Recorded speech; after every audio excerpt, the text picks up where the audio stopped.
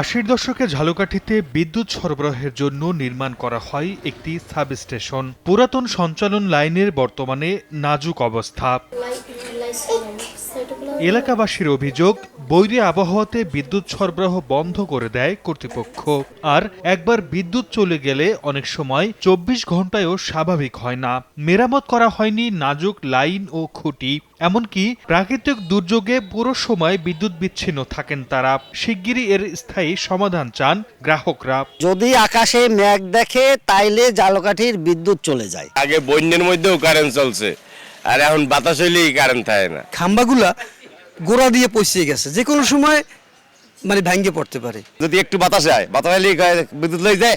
৩-৪ ঘন্টা কোনো খবর নাই, এই পক্ষে জায়গায় গাছ পড়ছে, ওদের খাম্বা পড়ছে। তবে বিদ্যুৎ সরবরাহকারী প্রতিষ্ঠান ওজোপাটিকো দুষছে বরিশাল থেকে আসা মূল সঞ্চালন লাইনের সরবরাহকে। পাশাপাশি জনবল সংকটেরও দাবি সংশ্লিষ্ট কর্মকর্তার। গ্রিড দ্রুত বেশি হওয়ার কারণে বিদ্যুৎ বিচ্যুতিটা অনেক সময় হয়। গ্রিড উপকেন্দ্রের কাজ যদি হয়, বর্তমান যে অবস্থা দেখতেছেন এর চেয়ে 10 টাইমস এটার ডেভেলপমেন্ট হবে। ঝালকাঠির ওজোপাটিকোর আওতায় ২৫,০০০ গ্রাহক রয়েছে। এর অধীনে ৯টি ফিডারে জেলা শহর ও আশপাশের বিদ্যুতের চাহিদা রয়েছে ১১ মেগাওয়াট।